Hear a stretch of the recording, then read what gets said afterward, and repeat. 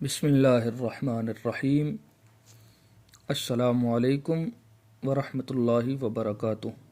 ناظرین، ہمارے YouTube channel Islamic old stories میں خوش آمدید۔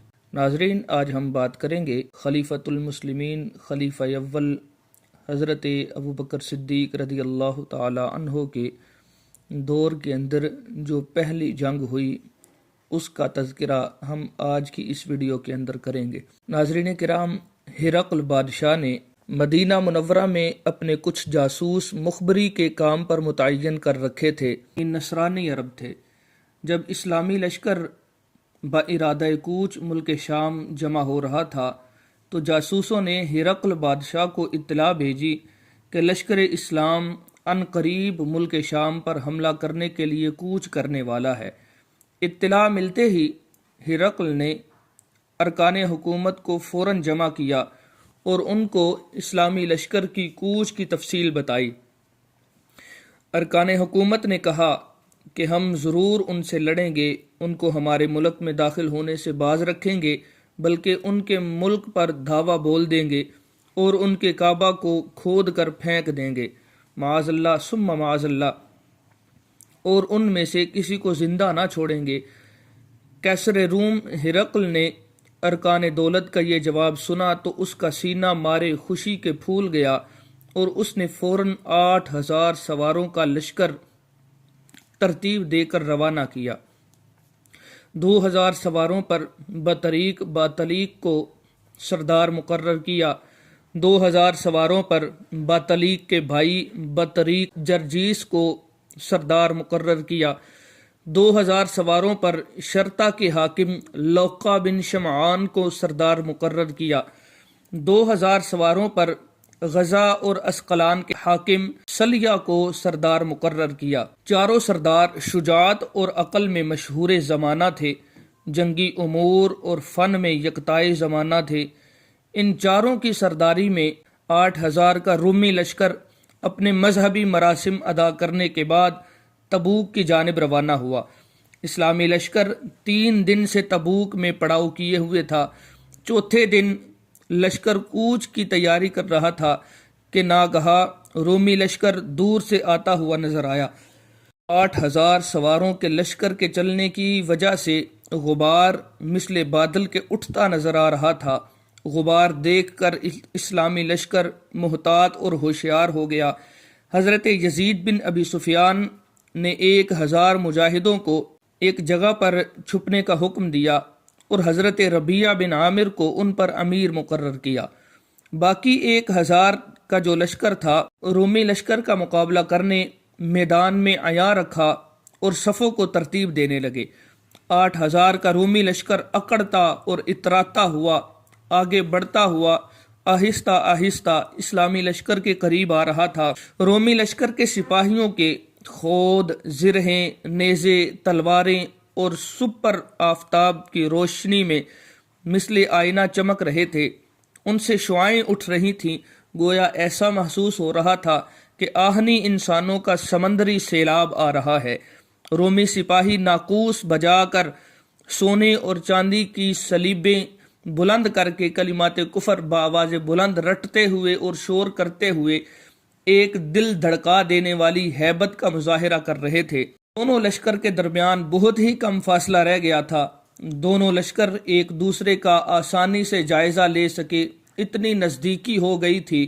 فاصلہ کم ہوتا جا رہا تھا، دھڑکنیں بڑھتی جا رہی تھیں۔ رومی لشکر کی کثرت اور ساز و سامان کی فراہمی دیکھ کر اسلامی لشکر میں کرب و اضطراب کی لہر دوڑ گئی۔ دل کی بے قراری چہرے سے نمایاں ہونے لگی۔ حضرت یزید بن ابی سفیان نے رومی لشکر کی تعداد کا اندازہ لگایا تو ان کو رومی لشکر کی تعداد 8 سے 10,000 کی معلوم و محسوس ہوئی۔ اسلامی لشکر صرف 2,000 تھا، 1,000 میدان میں اور 1,000 چھپا ہوا تھا۔ حضرت یزید بن ابی سفیان نے اسلامی لشکر میں اضطراب کے آثار بھی محسوس کیے، لہٰذا انہوں نے مجاہدین کو ڈھارس دیتے ہوئے فرمایا کہ اے گروہ مومنین، اس بات کا یقین رکھو کہ اللہ تعالیٰ نے تمہاری مدد کا وعدہ فرمایا ہے، مارکوں میں فرشتوں کو بھیج کر تمہاری اعانت و نصرت فرمائی ہے۔ اے اسلام کے خدمت گارو، رومی لشکر کی تعداد کو خاطر میں مت لاؤ، رومیوں کی کثرت اور تمہاری قلت سے مطلق خوف نہ کھاؤ۔ تمہارا ناصر اور مددگار پروردگار عالم قرآن مجید میں ارشاد فرماتا ہے، بارہا کم جماعت غالب آئی ہے زیادہ گروہ پر اللہ کے حکم سے، اور اللہ صابروں کے ساتھ ہے۔ اے مسلمانوں، ہمارے محبوب آقا و مولا صلی اللہ علیہ وسلم نے فرمایا، جنت تلواروں کے سائے کے نیچے ہے، لہٰذا اے توحید و رسالت کے متوالو، غم نہ کھاؤ، خوف نہ کرو، اللہ کی مدد پر اعتماد کامل رکھو۔ ملک شام میں یہ تمہارا پہلا معرکہ ہے، اسلامی لشکر کی تم پہلی قسط ہو۔ تم یقین اور امید رکھو کہ اسلامی لشکر کی دیگر قسطیں ان قریب تمہاری کمک کو آ پہنچنے والی ہیں۔ تم اپنے گمان میں اپنے مسلمان بھائیوں کو اپنے قریب جانو، دشمن تم پر حاوی ہو کر تمہارے قتل کی جرت نہ کرے، اس بات کا خیال رکھتے ہوئے احتیاط اور ہوشیاری سے کام لو۔ حضرت یزید بن ابی سفیان پند و نصائح کے ذریعے مجاہدین میں ایک جوش پیدا کر رہے تھے کہ رومی لشکر بالکل قریب آ پہنچا۔ رومیوں نے اسلامی لشکر کی قلیل تعداد دیکھی تو ان کے حوصلے بلند ہو گئے۔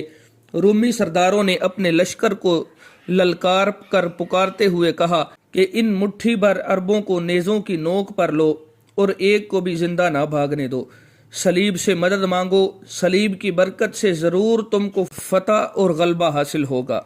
اپنے سرداروں کے اکسانے اور جوش دلانے پر رومی لشکر نے ایک مرتبہ یلغار کی۔ 8,000 کے رومی لشکر نے 1,000 کے اسلامی لشکر کو نرغے میں لے لیا۔ جنگ کی آگ کے شعلے بھڑک اٹھے، تلواروں کی جھنکار، نیزوں کی بوچھار، شمشام کی بھرمار، اور اسلام کے کفن بردوش مجاہدین بڑی دلیری سے دشمنوں کا مقابلہ کر رہے تھے۔ قتل و قتال شباب پر تھا۔ عین اسی وقت حضرت ربیعہ بن عامر 1,000 سواروں کو لے کر جہاں پر چھپے ہوئے تھے وہاں سے نکلے، گھوڑوں کی باگیں ڈھیلی چھوڑ دیں اور بجلی کی مانند دشمن کے لشکر پر ٹوٹ پڑے۔ دوسری جانب سے اسلامی لشکر کے نئے حملے سے رومی لشکر بھوکلا گیا۔ اسلامی لشکر کی کمک آ پہنچی ہے، اس وہم و گمان میں ان کے اوسان خطا کر گئے، قدم ڈگمگا گئے، دل کانپ اٹھے، حوصلے ٹوٹ گئے۔ حضرت یزید بن ابی سفیان کے ساتھیوں نے حضرت ربیعہ بن عامر کے لشکر کی صدائے تکبیر سنی تو اس صدا کے صرف سننے سے ہی ان میں نیا جوش پیدا ہوا۔ حملے کی شدت اور جست و خیز کی سرعت سے رومی ہڑبڑا اٹھے، تلواروں کو مضبوطی سے تھامے ہوئے ہاتھ لرزنے لگے۔ اپنا دفاع کرنے کی بھی سکت نہ رہی، رومی لشکر پورے دباؤ میں آ گیا، اس کے سپاہی پیچھے ہٹنے لگے۔ اسلامی لشکر کے مجاہدوں نے ان کے سروں پر تلوار رکھ کر گاجر مولی کی طرح کاٹنا شروع کر دیا۔ رومی لشکر کو ثابت قدم رکھنے کے لیے رومی سردار باتلیق سپاہیوں کو جنگ کی ترغیب دینے لگا کہ حضرت ربیعہ بن عامر نے قریب جا کر اس کو شدت سے نیزہ مارا، جو کہ اس کی سرین توڑ کر دوسری جانب نکلا۔ باتلیق نیزے کی مار کی تاب نہ لا سکا، زور سے چھنکا اور بری طرح ڈکارتا ہوا زمین پر مردہ ہو کر گر پڑا۔ باتلیق کی موت سے رومی لشکر میں کوہرام مچ گیا، بدحواسی کے عالم میں راہ فرار اختیار کی اور پیٹھ دکھا کر بھاگنا شروع کر دیا۔ مجاہدوں نے مفرور رومیوں کا تعاقب کیا اور شمشیر زنی کے جوہر دکھاتے ہوئے ان کو کافی دور تک ہانک بگایا۔ اس مارکہ میں رومی لشکر کے 2,200 سپاہی قتل ہوئے۔ اسلامی لشکر سے 120 مجاہدوں نے جام شہادت نوش فرمایا۔ امید کرتے ہیں ہماری آج کی یہ ویڈیو آپ کو پسند آئی ہوگی۔ اس جنگ کا دوسرا حصہ ہم اگلے پارٹ میں ذکر کریں گے۔ تب تک کے لیے ہمیں اجازت دیجیے۔ اللہ حافظ۔